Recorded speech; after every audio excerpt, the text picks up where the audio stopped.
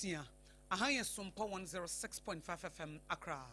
Ghana de Shimaima Yamamunyi na chi anopay ebraso. Si ade SOMPA kasiebo esomo kasiebo ifri SOMPA 106.5 FM Accra no. Enam ye headquarters Kumase. And no SOMPA 93.1 FM and also enam hokama awomo afa. Sanso enam Adam Fopa Radio and no Paris France womunso asomu kama pa.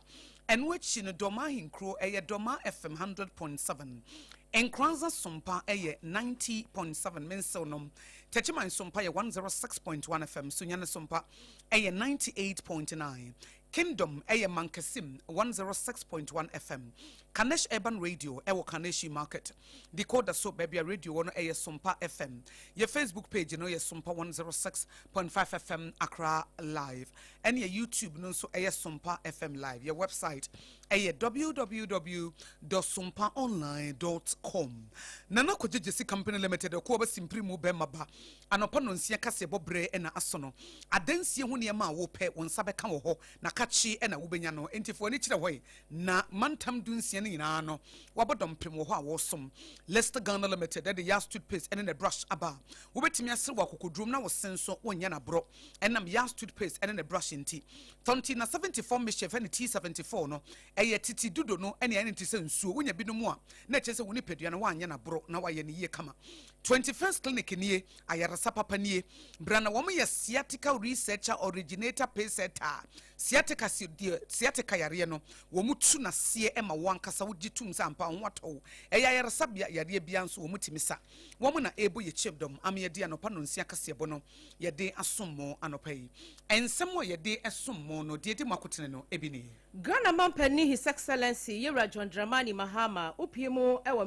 Ghana Immigration Service adwumako nimu a empanimfo miensa bia no omwatie sese ni de yedo mu dibra na akasa ahye wonsa edom kuma wom na hyebedwam wom akasa wom asam ene se former chief executive officer the microfinance and small scale loans Maslock no a yade ni fra America memu bedru Ghana ha no sese ye hunu ba bia de na kwakoto etiaban ema awiammo ne dwumadie no mu prison ben wodam Interior Ministry no oswani a wono ada no na kasa yi wose ubewo tuo ewo mayim no eye privilege o enya wo right na ye koye ne mu nso a adehye a wo mo sahwe osokro bi e frɛ no so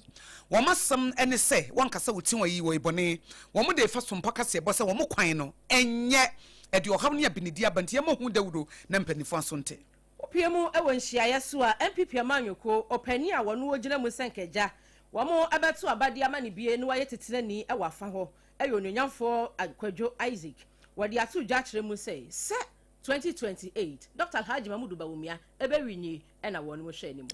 Emframa jampantrudu bi ebofa anyina susu market etu omukwa ho hiahia kasiem sabre de empanifo akoye omomo a eye moaben Abusia yebeko BITMISE na amane free Venezuela eba no emunya de kra wanu mu chemse nipa besa duasa bi etina na no masedo de yin NSC wa fa ho ensem ne bi eka ye nimu na no pe yesi adwa ya eba besi ni koso sabe sepa ni kwena hai ne de asomwo empanifo minu ene ye de ahia yi mimidin abena badu adepa kofi me manager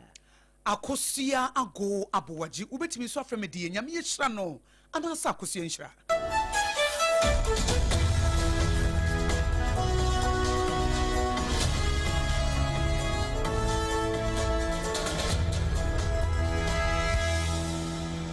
Afei abusuya kaya honi afa nsem no enkyeremu ankasa ensomo na hia yo Facebook ne so na ehwe ensem live eye SOMPA 106.5 FM Accra anase SOMPA Accra 106.5 FM live na wabo ahye o search bar hono obenya yen ahye yen ye free samno ase Ghana Mampani His Excellency Yera John Dramani Mahama o ne mpanifo aka wo mutamase ani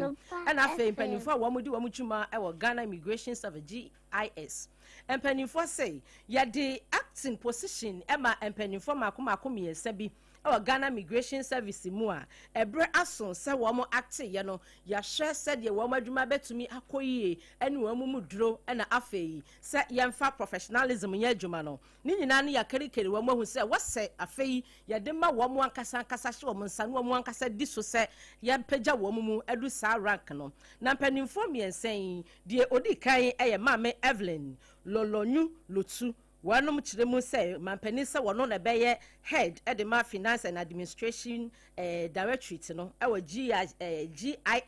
ekonim manase dwuma konim Faiza Disu wono na beye commander post at the afei operation directorate no wono na be lead wonom our Ghana Migration Service and afei Orua Philip Peter Ando wono so na be hwe se emrasam na afei research ne monitoring no Elmo a department na no our GIS adwuma konim no wono ene bedi wo mo anim Ghana man pani krataa mu bio no akire mu se empanifo a yapagya wo mu dibre mu adrusa no ye hwe animu ase wo mo adwumu a wo mo acte e wo sa dibre no se se ya de ahye won mu sei wo mo ebeye amana achenso na ni nyina mu no Comptroller General Edema Immigration Service no eye Ora Samuel Basintele Amadu wono eneja o congratulate won mu nyina so mo mutiri nkwa ese sabre wo mu edibre na nkasa no empanifo ede ahyem omonsa Ora Amadu say wakane nyina ebom de nsa eto ne kokoso epreje se support to be adam mpanimfo miensan wanum hia efrei wanum adwumakuo no ba atan ni nyina no meche Ghana Migration Service adwumakuo no won mpanimfo mo dada no nyina no won behwe se won ede beboa won na won so di bre fofora mampani ede ama won no won etumi edi ni ye na aso mpanimfo na fei oh my Ghana adihye nyina eni Meka wo SOMPA kasebo na wutie fi SOMPA 106.5 FM Accra nana kodwuje si company limited awoton adansie ho niema ABOAGYE ababa tontina 74 mixture ABOAGYE atata Leicester Ghana Limited ya toothpaste and the brush so ABOAGYE akagina mu na 21st clinic so say ene yenduo mu na yenkwai na ye to so ne concern foforo so adom kuma Roma shebedwem o ma kire o madwene ediafa former chief executive officer de microfinance and small scale loan center Masloko ba panyinia ye free America man mu say the sentence no wo metwa so e wo Ghana edom kuma no so wo ma hwe animu a wo mu hu baabi ade no enam it is a sempanifo eka mu ne kure ebre be pie mu se maami ye de na ba be pie wo Ghana ha no wo mu hwehwe mu wo man say ye mfa ne nkoto prison bia ne wo Ghana ha ye wo record say ye de Maslok panyida da no ye de na kwakoto enti enam somo ma yen centrofo nhyiamu ama manhia south no hyebedwani honorable nana AJ bafo awua wodi atodwa se Ghana fo busa se na America fo de krata ba bonten se maame ne ya bonne de na ba Ghana ha se wo me continue no sentence no ha na se ye de ne 2 mu no 10 years no wo meto aso e wo Ghana ha enti e ba ne se na wo be pie Ghana mpo aban mpo anka o America fo mpo na be kan aban amfa statement bi ama moten se bia me de statement ba bonten ama maso ate se maame no ye de na ba bedru Ghana ya America fo mom na de krata ba bonten be yi aban ne to se maame ne se ye de no aba ye de ne ban nso so a edom kuma ne se ye nim ba bia maame ne wo eti ama Ghana fo adwuma yo mo prekesen se na aban na se kululu bi ene wo ya na sei ena onopo na na AJ bafo awua what can nsem the bias will be off our radar yen so yen kan we mum no ye kan Ghana for nyina wu se enurada e no we dey cool prison afen so o ma hye ne bo say pressure public pressure ne ba for mu a o mbema na pie ana say court of appeal overturn the decision na o mbema na pie whichever comes earlier yeni kwan o mbefa so a o mo be ye saa de enti ye pese ye din ye hwe wo mo ye keep one eye say be o muntu fa ni free no so bi appeal na nkasa dey o mo file appeal no ye check it because there were reasons to believe say that no mo so mo file here yes ada no mo file here enti no so ye guso ahwehwem ye nhwehwemu ni wi a ye sese ye de beto abonten ye de beba beto abonten nyame nhira mu nyina enti we yensem a onobo na na AJ bafo awua wo se dom kuma na ni abere a wo mu hwehwem so wo so ma ya appeal no wo mo ye ne daban ena maame no so wo mo te se ye mfa ne nkoto prison enre ya ena na wo mu tu ho na mo ena wo ma te se maame no wo mo de ne kotum kakra bi wo mo befa kwati kwan so no wo ma yi no na wo nya ne tiri edidi mu nti sansensem ni nyina no wo mo de akira ba Ghana fo mu nya so emfiri mu a yensenchro ni wo poncheche ku be ma amra hyebedwem wo si ya na mu tintim ye ede abesom sompa kasebo Wo ensamfufro mu no Deputy Minister Edema Interior Ministry no ayononyafo Ebenezer Oklete Telabi eda wakasai wane ensamtwerefo ene hia ye ni nyina efa Ghana Amnesty Program wa empanifo de hyehyɛ so ese wankasa no se wo man yi mu na wotuo na nkrata ni ho a wo de bre eto ho no se bra ne nya nkrata mfama wo se wo nkrata nso de na agya wo de aba be kyerɛ se miase masimi wotuo AK47 anase tuwe etutia ibi anase tia bofre na mom nkrata wo hunini ahwese bibia eda kwamu a se dwumadie no ase bia na agya ononyamfo telabi Ebenezer ekasa ena odi tu dwakere mu se ebi mu kasa na nsan a aban no ani breye ewa amanfo anase omanfo a wono mu wotuo ewo mayi mo ho no ai etuo de e obi right eso obewotuo ode bebo ne ho ban ene ne nkro ne ba wa kire mu se uwotuo ewo mamu a enya wo right you na mom your privilege na o right ne se eno no nke yakutire ebi amra bi afi apema hankono aduokunu mienu 1992 die yi na eyemra na aban ne mpanimfo agye atum ese obetimi akutatuo eno na nke your right na mom privilege ne de no kra ne mpakuma bi ne etimi de ma wonom eno no ye de hya won sakora no a ebiri edi anim ye betimi agye anase ye hu mobo bi ene ye de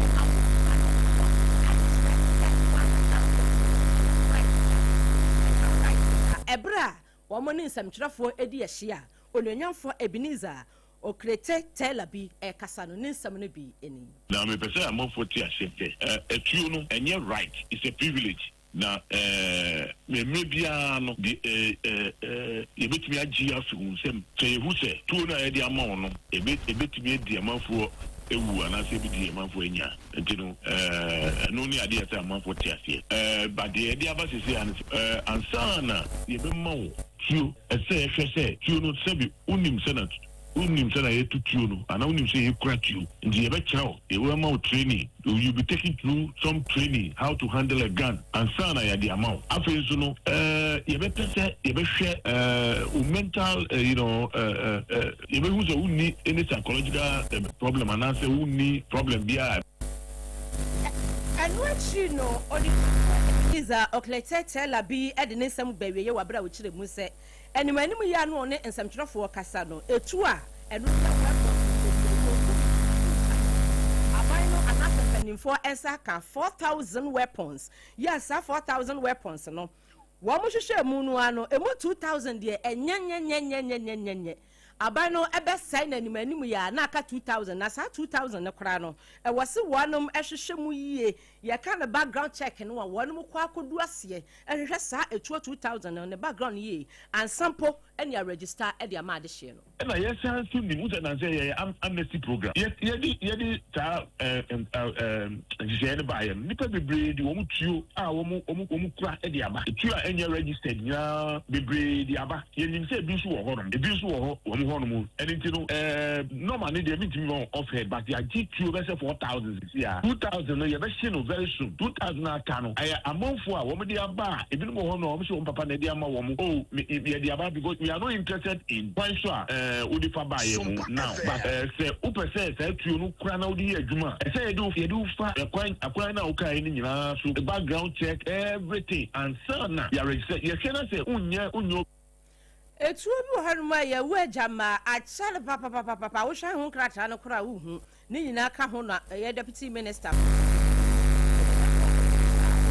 Telabi wono ena wo mo ne nsamtwerefo di ahye ya Sagan amnesty wono mo dwumadi a wo mo di ahyehye so no na wo kasa sansem nyina e wase na no pay yada ne akyeredi asomo Yento kase bono so a adwadifo a wo mo anyina susu market and wo offense South municipality wa Ashanti region wo mo se na no subran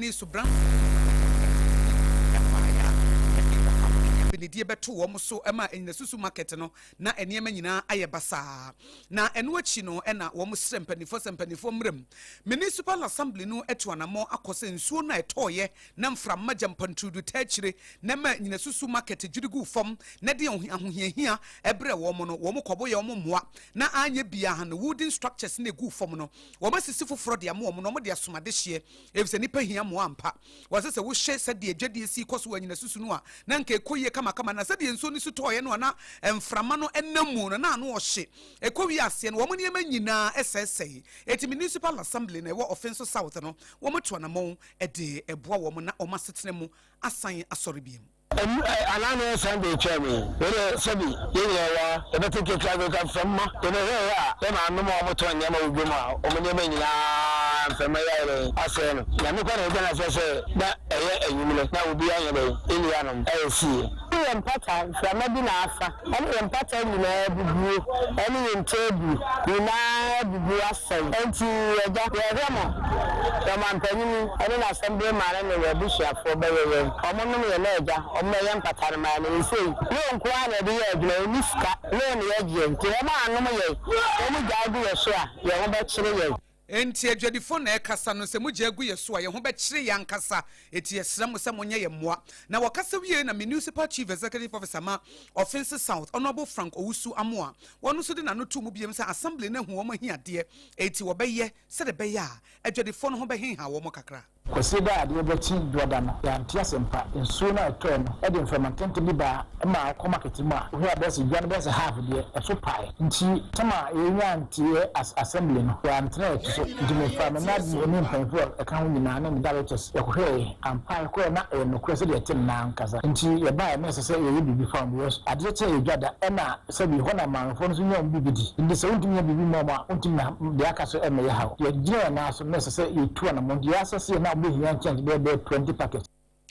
When a ban crash penny, I will know and I war offense south, one no and a cassa ye chim say a bind one woman here, dear. It will much share I am what the amount will bet me a bois, ama a system with me a Kenya Cacrefi say. A hard journey pass at the inframajan pantru, no, as say no, Emma a Japadia do one so a judy edigu from away, any other said dear, any moi. Offense south, a ban crash penny, honorable Frank Owusu Amoa, at the Cobua and the Susu market a war at this year, one more sa and Potamo make our say some pockets. Wuti afi SOMPA 106.5 FM Accra. Ekoba simply mu be ma banana ko jesi company limited ye dana se nana yetene so ane asore ena doa papa bi plywood papa bi building wires papa bi cement papa bi iron rods papa bi roofing sheets papa bi na kache ne wo Ghana mantam dunsia ni nyina no sa wo kwa obehu na kira kwan wo ho nana ko jesi company limited se bra na free consultation no eye adwuma bagia futuo ni akwankire kwan fa so esi dan free delivery so eye adwuma ye de begu ka mu ne de akwa ma wo kwa ekoba simply mu bema ba more than 30 years na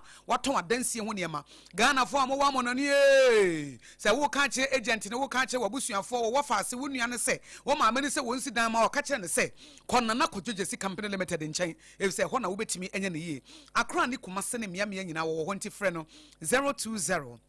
43-55040 02043-55040 now with them Leicester Ghana Limited young toothpaste and in the brush and a pese kakra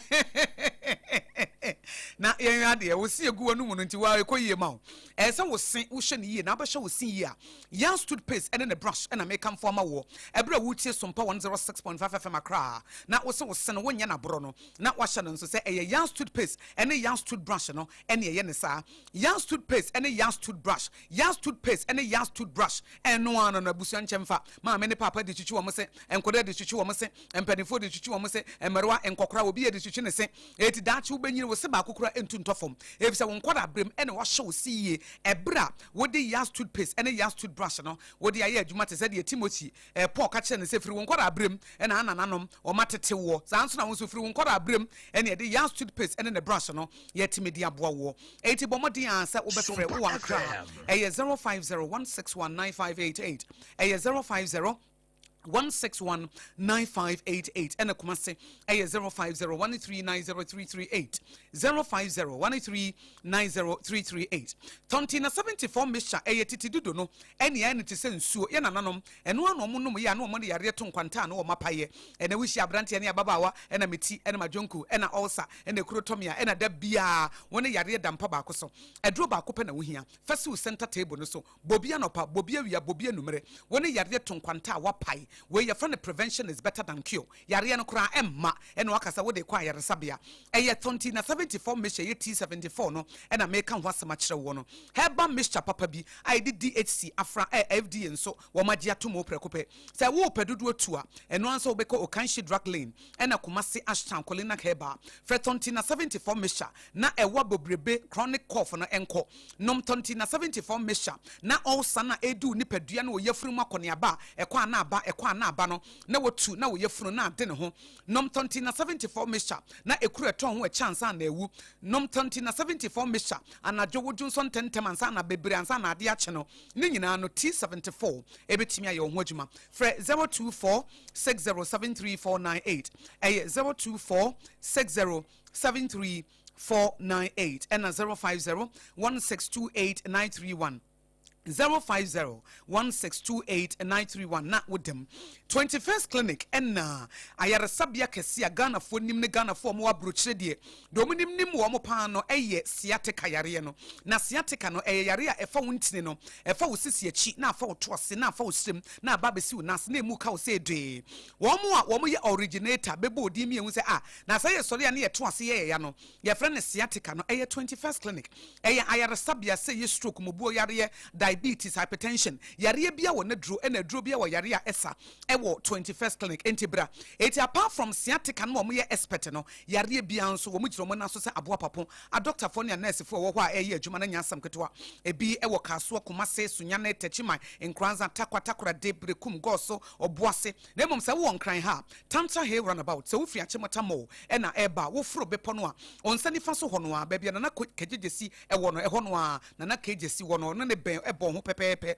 wo be hu billboard kese e ho na 21st clinic e wo bra na doctor for ne nurse for wo mon show wo mo number no wo fra location e ben wo no ye be kire wo e 0540 311311 e 0540 311311 tbm 0540 311311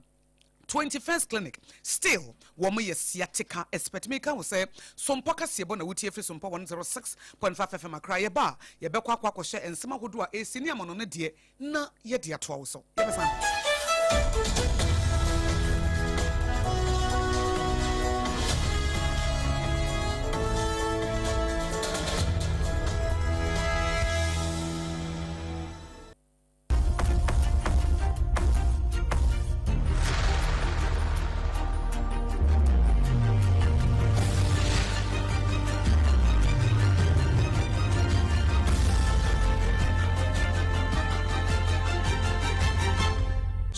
TV Emma Aketiapa. Ebusia Emma Aketiapa yetwa ensemno eso ye kwakopie mu e 1pp amanyoku nhia ye so abato mpeswa so e wasante emantamu opani a eja anra okofile ne nkrata wo pese wo ye chairman edema nhia ye so MPP amanyoku no e owura kodwo owusu bempa wo wie ye enwaze nsemtrafo ekasa ye na ye nsemtwe ne Ebenezer owusu ansa eno wo afa ho no mo eja wone no ekasa ye nsem bia owura owusu bempa editu dwa ne se wanya na adwene kura se obaba beye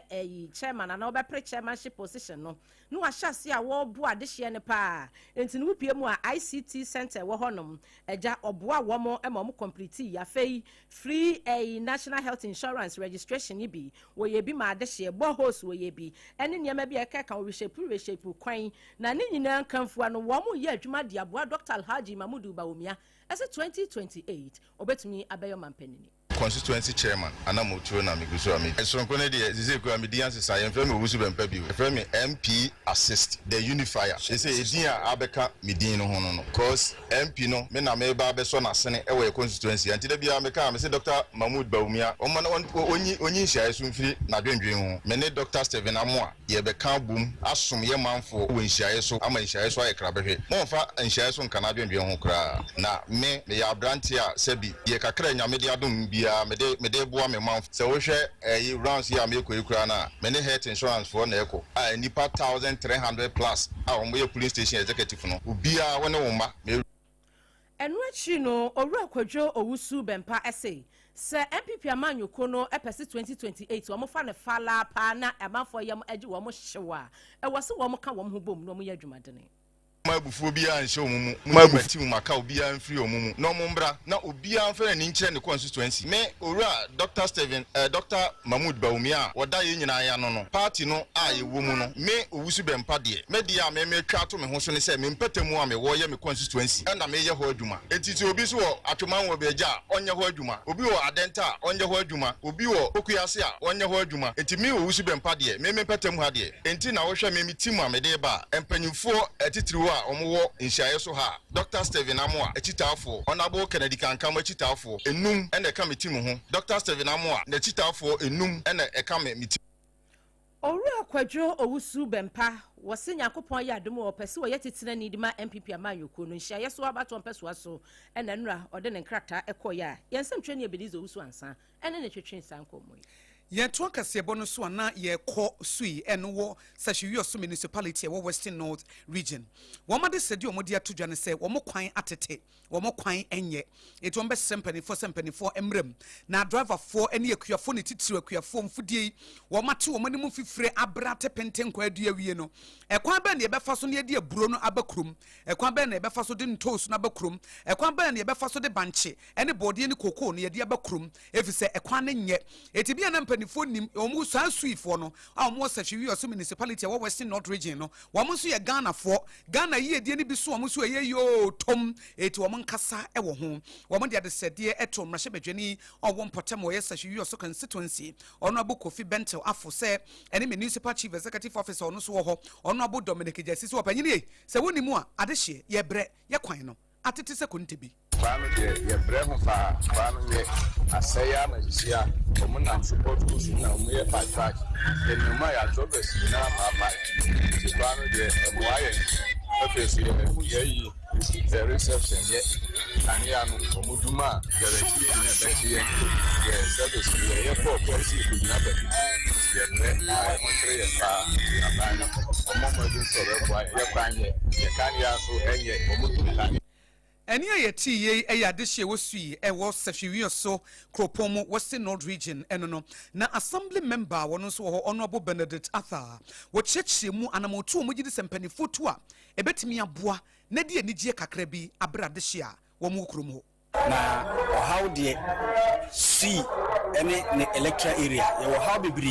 ti edikan no ye kwan no efiri anyabrem de ba see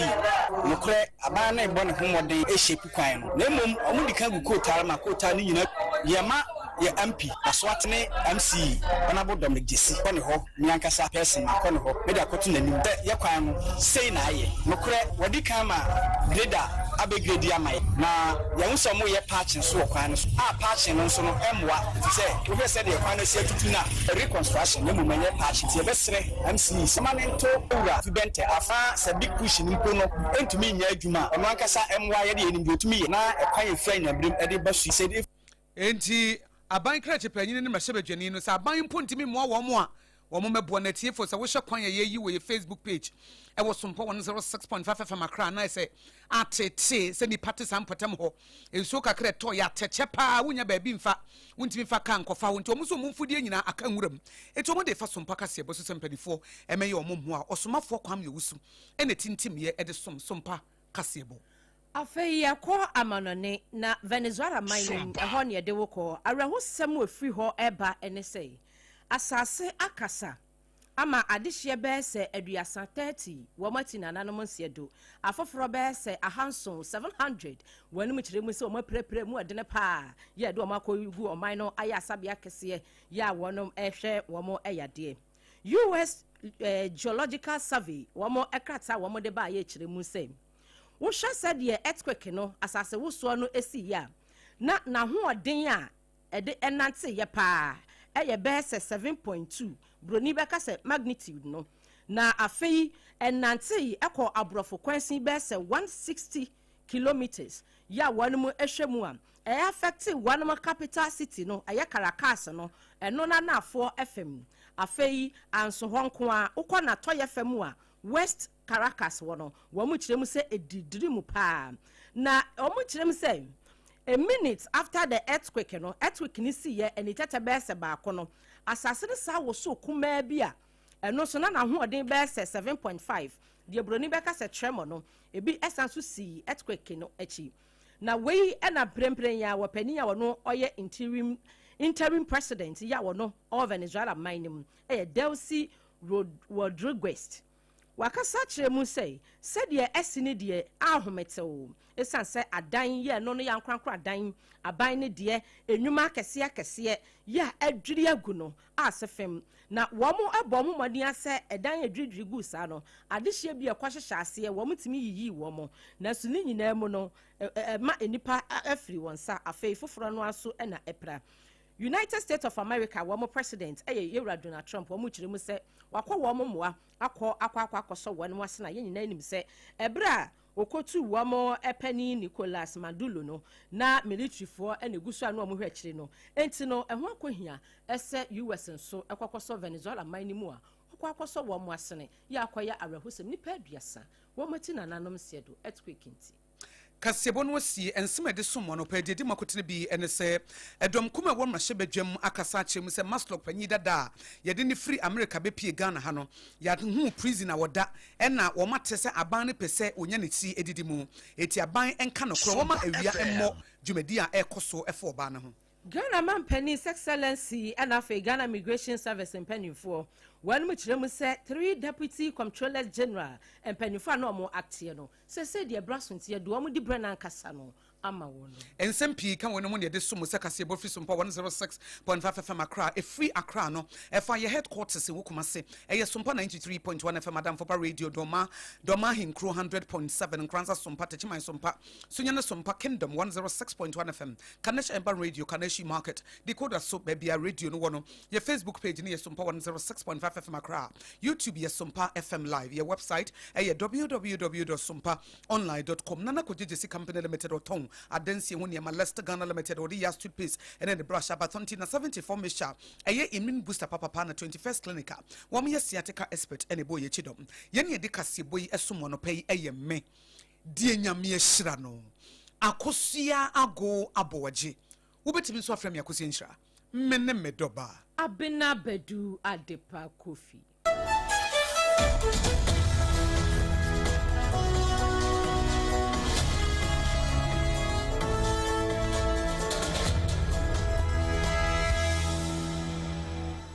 Munde dinam se mena foreign call. Hello papa what about to be a new se me feel London eko US na no kwad wo kurukura fra me bo mamania na papa mo ho te sei awurade aduma haboko na ko jejesi eko bo sempene mo de woton adansi ho niam no nso wo hye ho de wo hye ho eko ba mesi wo bo aduma kura sere kane no a na woduru US won so mafo bo ndi